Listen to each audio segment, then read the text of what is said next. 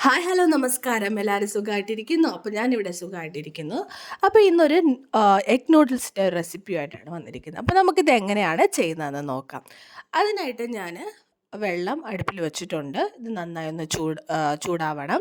ആ സമയത്തിൽ നമ്മൾ ആവശ്യത്തിനുള്ള ഉപ്പ്, 2 ടേബിൾ സ്പൂൺ സൺഫ്ലവർ ഓയിലാണ് ഞാൻ ഇതിനകത്തേക്ക് ഒഴിച്ചിരിക്കുന്നത്. ഇനി ഇത് തിളച്ച് വന്നതിന് ശേഷം നമ്മുടെ നൂഡിൽസ് ഇതിനകത്തേക്ക് ഇട്ട് കൊടുക്കുക. അതുപോലെ തന്നെ ഇതിൻ്റെ വേവ് ശ്രദ്ധിക്കേണ്ടത്, അധികമായിട്ട് വെന്ത് കഴിഞ്ഞ് കഴിഞ്ഞാൽ നമ്മുടെ നൂഡിൽസ് കറക്റ്റായിട്ട് നമുക്ക് കിട്ടില്ല. അപ്പം നമ്മൾ വാങ്ങിക്കുന്ന കവറിൽ തന്നെ എത്ര മിനിറ്റാണ് നമ്മളിത് ചൂടാക്കേണ്ടതെന്നുള്ളത് കൊടുത്തിരിക്കും. അപ്പോൾ ഞാൻ വാങ്ങിയതിനകത്ത് 5 മിനിറ്റ്സ് ആണ്. അപ്പോൾ 5 മിനിറ്റ്സ് ആണ് ഞാനിതിനകത്ത് ബോയിൽ ചെയ്യാനായിട്ട് വെക്കുന്നത്. അപ്പോൾ നമ്മുടെ നൂഡിൽസ് ഏകദേശം വെന്തിട്ടുണ്ട്. അതായത് ഒട്ടിപ്പിടിക്കാൻ പാടില്ല. അധികമായിട്ട് വെന്ത് പോയി കഴിഞ്ഞാൽ നമുക്കത് കറക്റ്റായിട്ട് വരില്ല. ഇപ്പം നോക്കി അതൊന്നും എല്ലാം തന്നെ സെപ്പറേറ്റ് വിട്ട് വന്നിട്ടുണ്ട്. ഇനി നമുക്കിതൊരു പരന്ന പാത്രത്തിലേക്ക് വെച്ച് തണുപ്പിച്ച് എടുക്കാം. ആ സമയത്ത് അതങ്ങനെ നല്ല ചൂടൊന്നും ഇല്ലാതെ എല്ലാം ഒട്ടിപ്പിടിക്കാതെ നമുക്ക് കിട്ടും. ഇനി നമുക്കൊരു പാൻ വെച്ചിട്ട് അതിൽ ആവശ്യമായിട്ടുള്ള സൺഫ്ലവർ ഓയിൽ ഒഴിച്ചിട്ട് 2 മുട്ടയാണ് ഞാനിപ്പോൾ ഇതിനകത്തേക്ക് ചേർക്കുന്നത്. ഇനി നമ്മളൊന്ന് സ്ക്രാമ്പിൾ ചെയ്തെടുക്കുക. അപ്പോൾ വേണമെങ്കിൽ ചെറുതായിട്ട് എടുക്കാം, അല്ലെങ്കിൽ കുറച്ച് വലുതായിട്ട് തന്നെ നമുക്ക് സ്ക്രാമ്പിൾ ചെയ്തെടുക്കാം. അപ്പോൾ ഞാനിത് കുറച്ചൊന്ന് വലുതായിട്ടാണ്, അധികമായിട്ട് നമ്മൾ ഭയങ്കര കുഞ്ഞായിട്ട് ചെയ്യുന്നില്ല. ഇനി ഇത് നമ്മൾ സ്ക്രാമ്പിൾ ചെയ്തതിന് ശേഷം അതൊന്ന് സൈഡിനകത്തേക്ക് ആക്കി കൊടുത്തിട്ട് ഒരു ചെറിയ ഒരു പച്ചമുളക് എടുത്തിട്ടുണ്ട്, അത് ചെറുതായിട്ട് അരിഞ്ഞത്, പിന്നെ ഒരു 3-4 ചെറിയ ഗാർലിക്ക്, അതുപോലെ ഒരു ചെറിയ കഷ്ണം ഇഞ്ചി, ഇതെല്ലാം കൂടി ചെറുതായിട്ട് അരിഞ്ഞത് നമുക്ക് ഇതിനകത്തേക്ക് ചേർത്ത് അതും കൂടി ഒന്ന് വഴറ്റിയെടുക്കാം. ഇനി ഇതൊന്ന് ചെറുതായിട്ട് വഴണ്ടതിന് ശേഷം സവാള ഞാൻ നീളത്തിനാണ് അരിഞ്ഞിരിക്കുന്നത്. അപ്പോൾ നീളത്തിന് ഇഷ്ടമല്ലാത്തവർക്ക് ചെറുതായിട്ട് അരിഞ്ഞെടുക്കാവുന്നതാണ്.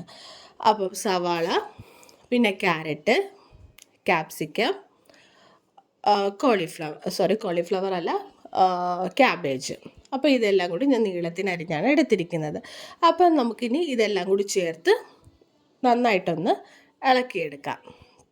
അപ്പോൾ അധികമായിട്ട് ഇത് വാടാനായിട്ട് പാടില്ല. അധികമായിട്ട് വാടിക്കഴിഞ്ഞ് കഴിഞ്ഞാൽ അത് നൂഡിൽസിന് നല്ല ടേസ്റ്റ് ഉണ്ടാകത്തില്ല. അത് ശ്രദ്ധിക്കാം. ഇനി നമുക്ക് ഇതിനകത്തേക്ക് ചേർക്കേണ്ട സോസുകൾ എന്തൊക്കെയാണെന്ന് കൂടി പറയാം. അതുപോലെ ഇതെല്ലാം കൂടി ചേർത്തിട്ട് നമ്മൾ തീ കൂട്ടി വെച്ച് തന്നെ, കരിഞ്ഞു പോവാതെ തീ കൂട്ടി വെച്ച് തന്നെ നമുക്കിതൊന്ന് എല്ലാം കൂടി ചേർത്തെടുക്കാവുന്നതാണ്. അപ്പോൾ ഇതെല്ലാം ഒന്ന് സെറ്റായി കഴിഞ്ഞതിന് ശേഷം ഇനി നമുക്ക് നമ്മൾ വേവിച്ച് വച്ചിരിക്കുന്ന നൂഡിൽസ് ഇതിനകത്തേക്ക് ചേർക്കുക. നൂഡിൽസ് ചേർത്തതിന് ശേഷം ഞാനിപ്പോൾ ചേർത്തിരിക്കുന്നത് ഒരു 1.5 ടേബിൾ സ്പൂണാണ്, അതായത് സോയാ സോസ് എടുത്തിരിക്കുന്നത്.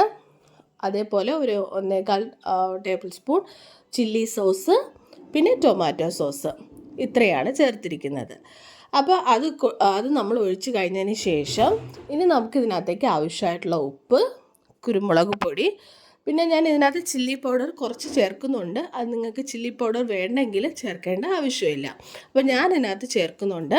ഇനി നമുക്ക് ഇതെല്ലാം കൂടി ചേർത്ത് നന്നായിട്ട് തീ കൂട്ടി വെച്ചിട്ട് ഇളക്കിയെടുക്കാം.